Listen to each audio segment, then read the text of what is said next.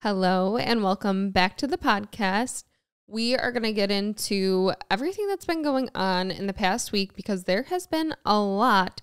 And, I'm kind of excited to have an episode where I'm not just spilling all the tea on my life and we can kind of just talk about everyone else's. So the SAG Awards, I just really hate that. SAG. Yeah, it could be better. It's not that cute. SAG Awards happened on Sunday. So there was a lot of course, everyone was talking about the red carpets, which actually we have exciting news because we are going to start a Patreon where we release bonus content from every episode. And we're going to start this week. So the link will be in the description and we'll just do little bonus content. For example, this episode, we're going to do a red carpet review of everyone's fashion. We're clearly fashionistas here with our sweats every week. But we're going to do a fashion review for the SAG Awards for bonus content this week. And like I said, that will be linked in the description on our Patreon. But there was also more drama than just red carpet looks. Because did you see how they paired up Jenna Ortega with Aubrey Plaza? I did, and I don't think there could have been a more perfect pairing. Somebody needs to capitalize on that and get them in a movie together. Well, literally they're identical looking, but they could do a 13 going on 30 situation where that would be younger version, older version. That would be incredible. It'd be hilarious. I always said when Wednesday came out and I saw press runs with Jenna talking about Wednesday, I kept saying, she reminds me of someone. She reminds me of someone. And then it came to me. And then when I saw this clip going viral of them two together, I was like, chef's kiss, beautiful. Perfect. Somebody finally did it. I wasn't crazy. I wasn't the only one seeing it. And they're literally so perfect. But, Aubrey Plaza, I hope I'm saying her last name right, but is known for her jokes, her comedy, not taking things seriously, having fun. But she went viral for another clip from the SAG Awards where the White Lotus cast went on stage to accept an award and she looked very upset, visibly. Maybe I think she mouthed Jesus Christ and looked very pissed. And then she also left the stage while everyone else was still hugging, congratulating each other. And everyone was commenting, what is going on here? Why was she so upset? Right. So a source close to her, so probably her PR team, reached out to some publications and said that there were multiple reasons that she was upset. So apparently one was that all the women cast were kind of pushed to the back while the men accepted the awards, according to her, right in time for Women's History Month. Bad timing. Yeah. And then also one of the men said to her something about her potentially having a wardrobe malfunction on stage. So she got upset about that. And then also because she was in the back, when everyone was going to hug, she kept almost getting elbowed in the face. So she was not happy about those things. But yeah, so apparently that went on at the SAG Awards. And like I said, we'll talk more about the fashion stuff for the bonus thing because I'm sure there's lots to say. But speaking of awards, Courtney Cox just got her star on the Hollywood Walk of Fame. So well deserved, so iconic, and so happy that she had the cast of Friends there alongside with her. Yeah, so Jennifer Aniston and Lisa Kudrow came to support her, which is cute. Yeah, I just love that. But we kind of got to talking about how do you get a star on the Walk of Fame? Right. Like how does that process work? So I looked it up. Yeah. So we're going to tell you how you get a star because it's actually kind of a wild process. So the first step in the process of getting a star is getting nominated. Anybody can nominate anybody, but they only get about 300 nominations a year. So we heard that. We looked at each other. Why so low? Right. And there's a reason, and we'll get to it. So after you get nominated, you get selected by the Walk of Fame committee, which is made up of 25 people and a chairman. And that committee selects about 30 people every year that can be put on the Walk of Fame. However, after that step, somebody, usually the person who nominated the celebrity, pays $40,000 to the committee to go towards the cost of promotion, the star ceremony, and future upkeep of the star. That is, I mean, it makes sense. That's why they only get 300 nominations a year. But to expect that from potentially a fan, somebody that's just trying to do a nice deed by nominating someone, I don't think that they should be the ones responsible for that $40,000. So it did say that sometimes if a fan is the one who nominated the person, they don't want to come out of pocket $40,000. So they will do fundraising for the celebrity. But apparently the Walk of Fame committee doesn't like that. So also a lot of times people reach out to like record labels or movie production companies and they'll foot the bill for it. Sponsor it. But still kind of wild and makes sense why not that many people go in every year. And then also this next step is probably another barrier. So the celebrity has to agree to go to the ceremony and it has to be scheduled within 2 years of the date that they're selected, or it all has to start over from the beginning. That's kind of tough. So where does the 40,000, there's just out 40,000? Yeah. And I feel like a lot of people in the industry, especially like think about someone like Taylor Swift. She does not have time to just throw in a star presentation right now. Right. Or if they're touring or something. Yeah, gone. that's my exact thought. Like some people are really busy or they're filming and, you know, a show or a movie. Like that could take like 1 to 2 years. So, I mean, it all adds up. It makes sense. But what happens when they run out of spaces? Because, I mean, that's not a big walk. I've always thought about that too. How many stars are there? And what happens when there's no more space on the walk? Right. They're going to have like a second location, I guess. I don't know. How is it not full already? That's what I want to know. I know, because I feel like they have so many iconic people already on the walk. And I know they have their categories and some of them are a little vague, but do you think we'll start to see like influencers on the walk? Well, the categories that you can be nominated for, I think already kind of could apply to influencers because you can be nominated for radio, motion picture, live performance, theater, TV, and recording. So a lot of influencers could fall under radio or TV. Yeah, I guess some do overlap a little bit. Yeah. But even if not, I think you could it probably will just become like a category. I mean, because like think about like, I don't know why first comes to mind is like Charlie and Dixie D'Amelio. They do music, so technically they and could TV, get they have their they have too. their show. So yeah, definitely some overlap there. Speaking of stars, I think maybe one of the best ways to get back at your childhood bullies is becoming a star. Yeah. And that's exactly what happened with Michael B. Jordan because Creed 3 just came out.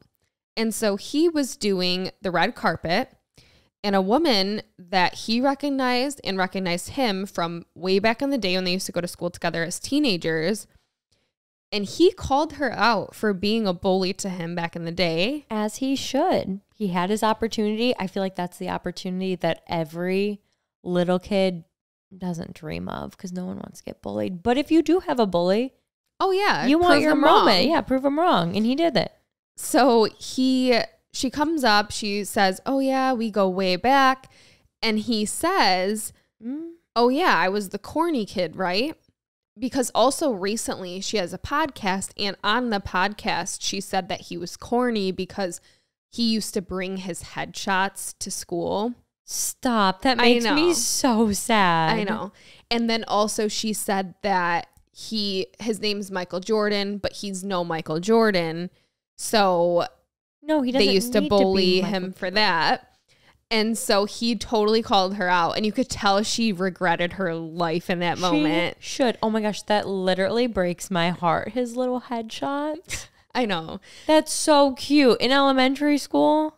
They were teenagers. Well, still so adorable. You know what, though? Best revenge was right in that moment when he got her, roasted her life. So that happened. And then also, speaking of shows and movies and stuff coming out, Netflix decided to just release a bunch of good stuff at once. I was kind of alarmed. Like, where were you all winter when we were locked up freezing? I feel like that always happens with both movies. Like, why do so many movies, they're like summer blockbusters? Like, we don't need it in the summer. We need it in the winter when we have nothing to do. It's freezing. Yeah, so they released Outer Banks, You season 4, also a bunch of reality shows kind of at once. So they did like After the Altar for Love is Blind. They did Perfect Match with all the reality stars. Watch that. I'm watching it right now. I saw like half an episode with you, and now I'm intrigued, and I want to watch like all of the other shows that connect to it. We even said, though, it was very smart PR move for Netflix, because now it makes you want to watch all the shows that these people came from to get to this point. Because like I had never watched The Mole, which is apparently a new Netflix reality show, which now I'm wanting to watch it because I just watched this and I want to know who these people are, what they came from. So watching that, but it was funny. We were talking about how when it came out, the main actor, Penn Badgley, hope I'm saying this right, made the comment about not wanting to do any sex scenes this season. Which I find it totally up to him if he wants to make that call, but I find it interesting the way he went about it.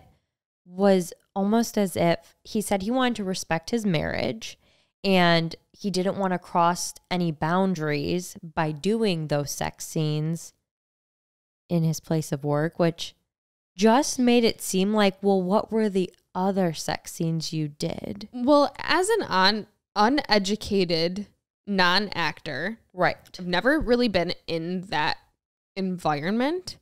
But from everything I've ever thought as a avid watcher of things was that those were strictly acting. Right.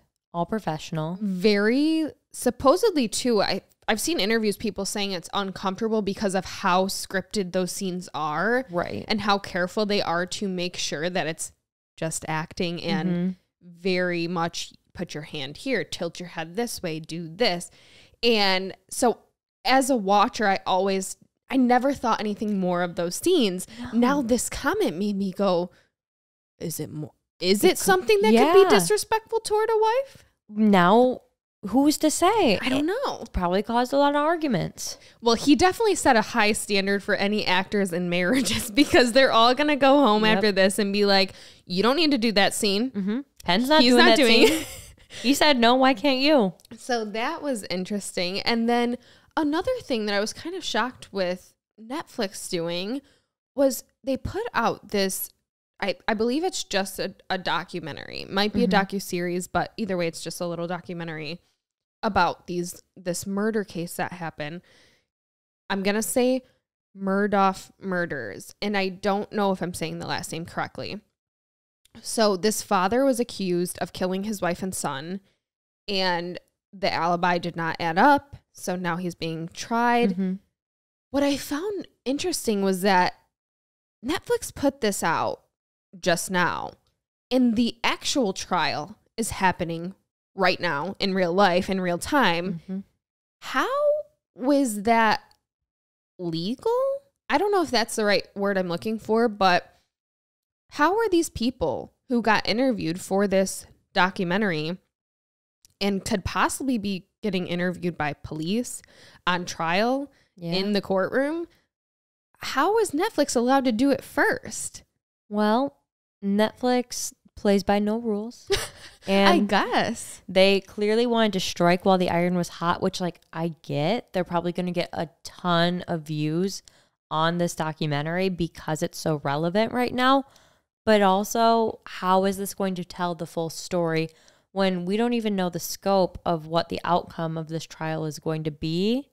But I was looking it up because I didn't watch it, and I don't know anything about it. I know on TikTok, every time something like this happens, it kind of just goes viral. Like everyone explaining all the details, what's going on in the trial and everything. But I started looking it up when we were talking about it because I really didn't understand how you could do this. And what actually was wild with this specific guy that's on trial right now. So he has had multiple people surrounding his family pass away, not just his wife and son. Wait, really? Under suspicious conditions. So this family is well known and wealthy, and they owned a law firm. So before the wife and son, and before another young person that passed away with his son in the presence, their maid passed away in their home from falling down the stairs. What? And that's some Lifetime, like, made up movie. Like, so what? I think these circumstances, and by the way, I think he's under investigation for that now. As he should be. Because this was 2018. He's a lawyer. He told the maid's family to sue his insurance to get the insurance money for wrongful death. Yeah. They did. Who was their lawyer? Him? He got the money. He took the money from the family? Yeah. How awful. So all these suspicious things have been going on in this family for years before this happened. So now I think that's what the Netflix documentary is about. Yeah, a lot to unpack there. Because now everyone's just looking into this man, looking into his family and going, what the hell's been going on with this family for years leading up to this? Red flags after red flags. Yeah. So, I mean, and where there is smoke, there's fire. yeah. So definitely, I'm going to watch it. I watch every documentary, as we know. So if I find any more details that we didn't just discuss, I will bring them up. And then also, I'm pretty sure the jury is making a verdict soon, like So maybe we'll find now. out. So we'll find out what really happens. The truth. And we always can comes update out. you since Netflix isn't going to. Yeah, maybe. I don't know. But also, red flags everywhere, I guess, because we had the Hailey Bieber and Selena Gomez war. I would call it a war. I feel like there's been many battles, and I feel like this could be the conclusion of all that has happened over the past, what, decade now? So long, literally forever. I think what we should do in this scenario, because there's so many little details coming out now about things that have happened all throughout these years that should have been People red have flags. receipts. So many. It's like they were waiting for this. That's what everyone was saying. It's like they were waiting for this moment and they're just releasing everything they've ever had. But the facts of this recent debacle, let's get to those, because that's what really started this all. Right. So earlier this year, paparazzi photos came out of Selena Gomez in a bathing suit, and internet trolls do what internet trolls do, and they start body shaming, commenting on her, and saying negative things. All of a sudden, Hailey Bieber posts a TikTok with the sound, "I'm not saying she deserved it, but God's timing is always right," with Kendall Jenner, who's kind of known to really not be friends with Selena Gomez also. And then another girl, Justine Skye, also not really known to be friends with Selena Gomez. Everybody immediately thought, okay, this is in response to Selena Gomez being trolled. And people were pissed. Yeah. And so that kind of started this idea at the beginning of this year that maybe there is still some animosity there. Right. Then, fast forward a couple months, Selena Gomez is kind of caught up commenting on some of these people, fans, saying, hey, this was about Selena. And she would comment and say, oh, it's okay, I don't let that stuff bother me. Right. But to fans, it was implying that she agreed that that was about her, but it doesn't bother her. Exactly. And It's kind of like, it's like a backhanded comment in a way, because you're saying, oh, I don't let it bother me, but you're kind of confirming that that could have been about you, and you know that. Exactly. And Hailey Bieber took the video down and made a tweet or something, some kind of statement that said, oh, this wasn't about anyone in particular. And no one believed it. So then fast forward to this, you know, all this kind of happened. People are thinking there's some animosity. And then Selena Gomez makes a TikTok and says, oh, I accidentally over-laminated my eyebrows. You know, here they are. And Kylie goes on Instagram and posts her FaceTiming with Hailey Bieber, just their eyebrows, and saying this was an accident. And on top of that, there could have been some animosity from Kylie towards Selena, because Selena just became, again, the most followed person on Instagram, taking that throne away from Kylie, because Selena had it once before. So she had... In recent times, there could have been animosity there. So then TikToks are made about that happening. And Selena again comments and says, you know, this is silly. I agree with Kylie. I'm a fan of Kylie. And so everyone was like, okay, maybe that's true. Maybe it's fine. And then what happened after that that caused everybody to kind of... I think... I remember now. It was Kylie also favorited a video from months ago. Yeah, long time. Talking about... Back in the day, saying...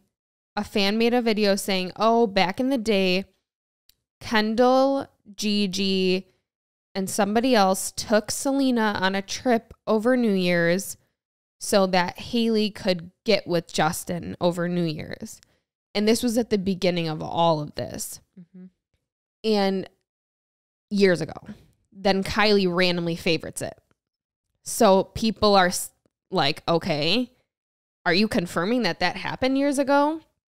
So really the Selena and Hailey thing was, people were always wondering, but it was kind of, even when this whole thing happened with that video, it kind of went away. Yeah.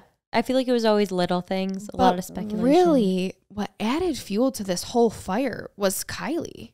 Oh, yeah. Once she got involved, people were like, game over. It wouldn't have gotten any bigger than what it already was, I think, if she didn't step in, because it was always there. Everyone always would speculate not. And then this was kind of solid evidence that there's something going on. I think you're right. Between that side and this side. Because the internet has been a little bit fed up with the Kardashians as a whole recently. I've seen a lot of TikToks about people being upset with the Kardashians just for this or that. So I feel like people already had like this built up, I don't want to say animosity again, but animosity towards the Kardashians.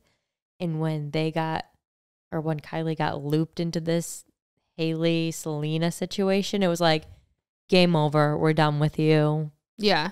Because the TikToks have been brutal. It's been so out of control.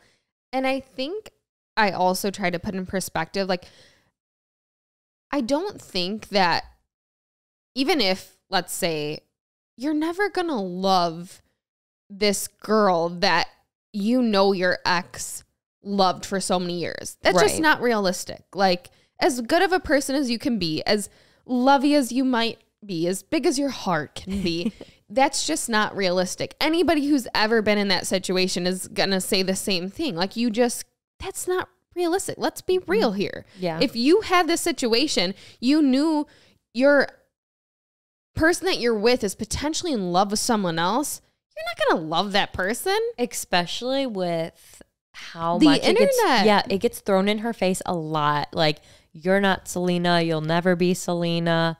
He'll always love Selena more. He will go back to Selena. Like, that's tough. Yeah. And especially if the friends in your corner are also hating on this girl in front of you, that's never going to make you feel good.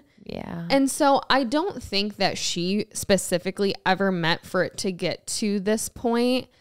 So in that respect, everyone's like, I'd love to be a fly on the wall in their house. I feel that must be the worst thing right now, to just, both of them probably are going at it with each other over something that was not even in their control. Mm-hmm. Because, I mean, maybe, I don't know how involved or not, but when Kylie stepped in, that really changed the whole scenario. It flipped a switch and it made it seem like messy. This side versus that side, and instead of just these two girls, you know. I'm curious to see how long this plays out, because it's been going on, I feel like, for a minute on TikTok. And Kylie and Hailey are both just losing followers by the left second. And right. And yeah, so I don't know how long this is going to play out. I'm pretty sure there was some kind of speculation of some kind of Kardashian announcement, like something really exciting to try to take away from this drama. And I forget what it was. So clearly it's not working. We saw that today, this is Tuesday the 28th, you know, a couple days into this whole thing, maybe a week, couple days though, into this whole thing, Justin Bieber officially canceled his tour. Yeah. So don't know if that's related, but people were wondering if maybe that was to kind of... It's interesting timing. Take away from this situation. It's very interesting timing. Could be like, you know, people are also upset because he's not really speaking on it. Yeah, well, I have started to see, I feel like I've seen less of people, I don't want to say pitting Selena and Hailey against each other, but now people are starting to pull Justin into it and like show records of his past of, like I saw one TikTok where it was like 1 month he was with Selena, the next month he was posting a picture with Hailey, the next month he was with Selena, and it was like, he plays a part in this too. He clearly messed with these two girls' minds as well and was behind this. So we need to not just focus on Selena, Hailey, and look at the picture fully and see what he was doing to them, because I'm sure there was a little bit of manipulation there to both of them. His mom did tweet, I guess, and said... In the midst of this? Yeah. And said something about bullying is ugly, don't be a bully, or don't be ugly, or something about bullying, like not so to. who's she referring to? Probably the internet. Probably the internet, but it's just weird wording because people are calling Hailey a bully. At the end of the day, though, what I don't understand is who is it all for? We're all winners here. Who are we arguing for on behalf? Because we all know that Selena has her fans and she has her happiness now. She says it all the time. She doesn't like when people bully. She doesn't like when people... So no one's doing it for her, because if it was up to her, nobody would be doing this. I think the internet is doing it for themselves selfishly. So maybe we think about that. Maybe we think and reflect on our own actions, because I think at the end of the day, people want answers that truthfully we probably aren't going to get. Let's give them the peace that they need at this point. And deserve. Yeah. So that was all going on this week. On a lighter note, somehow, some way, Tom Brady, always back in this podcast lineup. Tom Brady is allegedly in talks with Netflix about doing a stand-up comedy act or roast. So allegedly, Brady's people are, this is so funny, they're not encouraging that he goes into a comedic career path, but according to a source, it was quoted that Tom was a terrific quarterback, but needs to toss this idea before it becomes too late. As a comedic, he is strictly a water boy. That's harsh. If he's trying to get into comedy, he's got a good start with his thirst trap. So, yeah. Not wrong. Oh gosh. That'll be interesting. I wonder if they'll do that. Netflix really hasn't done too many roasts. No, I mean, if he wants a roast, who better to roast him than us? Oh my God. No. Invite us to the roast, Netflix. We've been on this. We've been roasting him for some reason for a long time now. Also in happy news, Adele got engaged to her sports agent boyfriend, Rich Paul. Very exciting. Big congratulations. Apparently this ring that she's wearing appeared at the beginning of 2022. I found that interesting. Why is this the first we're hearing about it? I feel like people make a big fucking deal anytime, big words. My gosh. Anytime they see even the slightest of a ring on somebody's ring finger, it doesn't even have to look like a traditional wedding ring. And they're like, they're engaged. They're married. And I feel like no one has really speculated that with her. They've just let her be, which is nice. Well, now it's apparently confirmed, loosely confirmed, that they are getting married this summer. And I was happy to continue reading and see that it was last year that the ring appeared, because I was like, damn, that's fast. That's making me feel bad. I don't know what's going on. Yeah, I'm stressed out. So yeah, that's pretty much it for our pop culture. You know, we're going to get into the shady stories. Keep submitting your shady stories. And also don't forget bonus content in the link in the description on our new Patreon. So yay. Let's get into shady story number 1. I am a bin man in the UK who collects food waste to be sent off for recycling towards green energy. I will walk around with a wheelie bin and fill it up with food waste, eventually meet up with my truck and empty it to go onto the next street. Food waste is heavy and smelly, and it's not fun to collect. I also have to put up with a lot of crap from the general public at times. During COVID, we were heroes, braving the big scary outdoors and putting ourselves at risk like we are in a zombie apocalypse or something, and people would applaud us when we were in their streets. I didn't get why, as we were just doing our jobs. Anyway, there's a particular household I deal with who are really nasty mofos. They're always disrespectful, they complain about everything, even when I've done my job correctly and safely, etc. So one day, I had a full bin of food waste, and this particular house had the last bin I had to empty. I walked down the driveway to the front of the house, empty their bin, and just as I'm about to walk back up the driveway, the front door flies open and I get bombarded with a load of abusive language by the resident about how I don't empty their bins properly, how they smell, etc. So my response was to be as professional as possible. I can only bang the bin on my bin. I can't put and won't put my hand in your bin because there could be something sharp, etc. If you want the bin that doesn't smell, just put some bleach and water, clean it, and leave it overnight. It'll be fine tomorrow. I then got a tirade of how dare you speak back to me like that, and how I made a mess on their property every week, which would be counterproductive to what I do, which is clean up and collect waste. I'd had enough, and it was Friday. I had a shit week, and I wasn't putting up with their crap. I wheeled my bin back to the front of their house and topped the whole bin of food waste on their front doorstep, sloppy juice included. I picked my bin up, looked at this mofo, and said, send that complaint to the office. By the time I was back in the office, my manager called me in. I explained everything, including past issues, had it confirmed by other workers what these people are like, so the complaint was filed in the bin. This was the Friday before Christmas, and I have not seen the person since. Sometimes you gotta do what you gotta do. I have a lot to say, I feel like. One, I was like, what is a bin man? That's a very polite way of explaining their career. But also, I think this person they're from the UK, so we don't have in the US a food waste thing, like specifically for food waste. No, but I just love the term bin man. Yeah, I think it's nice. It is nice. I could... a bin man.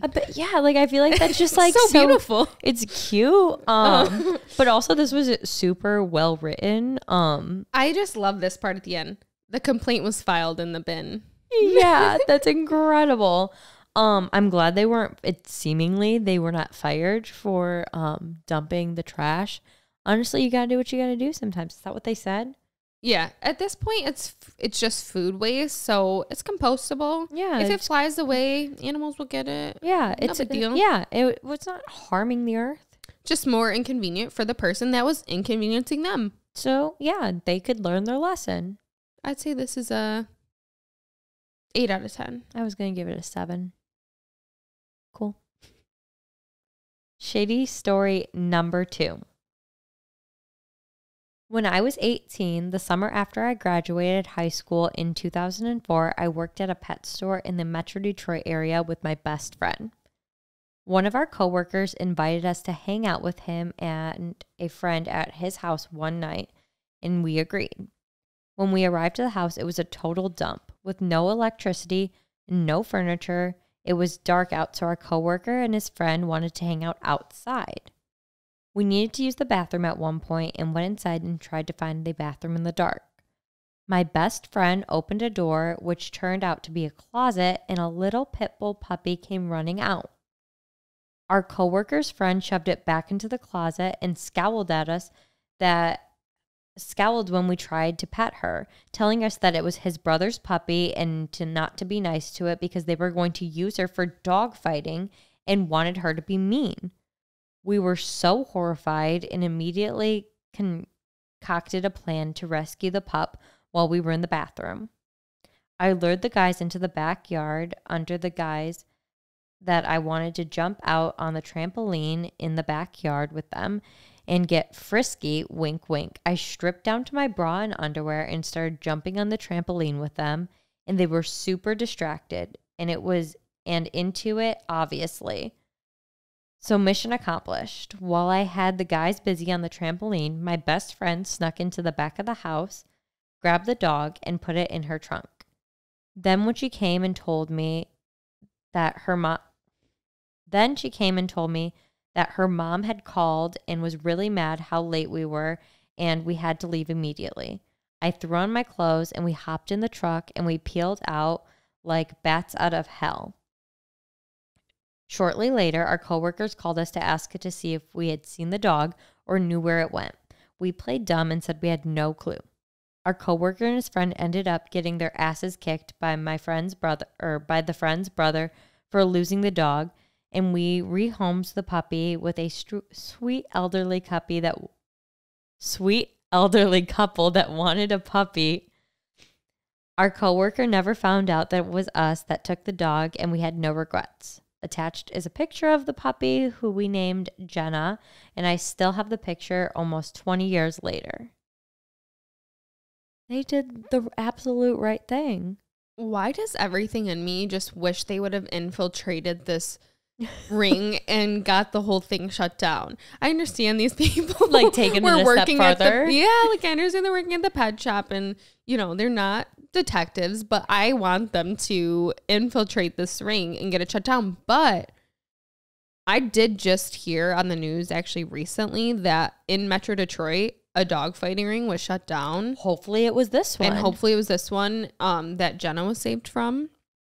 But yeah, I really wish that somehow they could have infiltrated. And the guy who wanted to use the puppy kicked the other people's ass. He needs his ass kicked. Yeah, that's kind of what I was hoping, what was happening, and why I got tripped up on my words there, because I was like, wait, why aren't they all getting their asses beat right now? I don't know. No one should be doing that to puppies.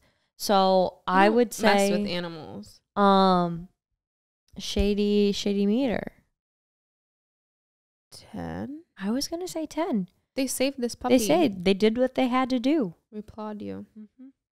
Okay. Shady story number 3. This one has a title. I love it. And it's pretty good. This one's called At the Body Shop. In my 20s, I developed an unconventional relationship with the mechanics at my garage. My car was older, and with all the commuting between work and school, I was in and out of the shop a lot. I dealt with several mechanics during the 4 years I patroned the garage, and over time I was privy to things one usually wouldn't know about the guys who serviced their car. In late 2012, early 2013, my car was on the fritz and needed to be serviced weekly. By this point, there was a guy we'll call Ralph who'd become my primary mechanic. Ralph was originally from the South, and he'd married a woman from up north, and now they lived in Massachusetts. Just them, no kids. That winter, Ralph started bragging about some women he met online and how they were planning to meet in person. Every time I was at the shop, Ralph was always on the phone with her. One day, I bring my car in, and Ralph is giddy like a schoolgirl because he's finally going to meet this woman. But here's the thing. She lived in Virginia. Yes, that's right. We're talking over 500 miles each way. The garage was a chain, and Ralph was laughing with the other guys about how he told his wife he was going to some training seminar in Connecticut for the weekend. That was his excuse to drive to Virginia to get laid. The next time I went to the garage, the guys were on pins and needles because Ralph's wife had come in looking for him earlier that day. She'd been calling him all weekend, but his phone was going straight to voicemail, and she was ready to file a missing person report. She wanted the contact info for the alleged training seminar, and the guys were bugging out because no one knew what to tell her. Eventually, one of them got in touch with Ralph and told them to call home ASAP. When Ralph returned, he actually acted with no remorse, laughing about how sore he was from all the sex he had that weekend. He couldn't have cared less that his wife was so distraught over his whereabouts. Even I told Ralph it was messed up that he dodged his wife like that. Fast forward a few months later, one day I receive a private Facebook message from a woman that I don't know. It turns out it was Ralph's wife, and she had straight out asked me if I was having an affair with him. I was pissed. I had no clue where her accusations were coming from and demanded to know why she was asking me this. The next thing I know, she sends me the saddest message you can imagine, detailing the recent breakdown in their marriage and informing me that Ralph had suddenly left with no explanation. The last she knew, he was headed back to the South. I cannot tell you how deeply his wife's pain poured through that message. She pinpointed the marriage breakdown to the same time frame that Ralph had met this Virginia woman, but because she kept hearing about some Danielle, that's me, who was always at the shop, whose car Ralph was always fixing, she put two and two together and assumed we were having an affair. She had no clue about the Virginia woman and that she even existed. She kept saying how destroyed she was and that all she wanted was closure. I could tell by the tone in her writing that Ralph's wife was truly innocent and wouldn't hurt a fly. That's what sucked the most. A large part of me wanted to tell her the truth about Ralph and the Virginia woman, but I knew it wasn't my place, and I didn't have it in me to hurt such an innocent person. I forgave her for accusing me of being the other woman, and I wished her the best for the future. But inside I felt horrible for what I knew and how I could have spared her from all that wondering. It's been about 10 years now, and sometimes I still question if I did the right thing. I don't think she did the right thing. It would have taken only a couple more minutes of her time to just tell Ralph's wife what happened. Yeah. And here's the thing. I understand whoever wrote this in, allegedly Ralph's wife forgave her or said sorry that she accused her wrongly.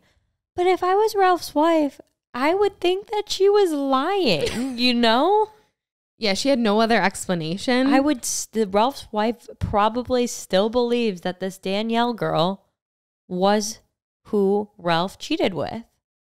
I mean, Yeah. what else is she going to think? So I really don't know how you came to the conclusion not to throw the Virginia. Why were you Did you owe something to this Virginia woman? I would have thrown her ass under the bus. Yeah, I mean, maybe she felt closer with Ralph because she was with him every week. Ralph was trash. Yeah, I don't know. I feel like at that point, just tell her. You have nothing to lose at that point. Yeah, at that point. You already lost your mechanic. She came to you in her time of need, and you could have given her the answer she needed. Again, it really wasn't her place. But at the same time, this poor lady's reaching out on Facebook. Just tell her. That's tough. Yeah, I think Ralph makes this one pretty high up there for me. Ralph ditched his wife and moved. There? Yeah, he ditched his wife and moved to another state, 500 miles away. That's bad. But also, the title of this just deserves a 10 out of 10, by the way. Okay, yeah, this one isn't terrible. Maybe 7 out of 10. 6. Your standards are getting low around here. I know. Okay, well, that concludes today's episode. And like I said, We have the link for the Shady Stories. We have the link to all our other social media where we post everything. And yeah, now our Patreon. So we will see you guys there, and we will see you guys in the next episode. Bye, everyone. Bye.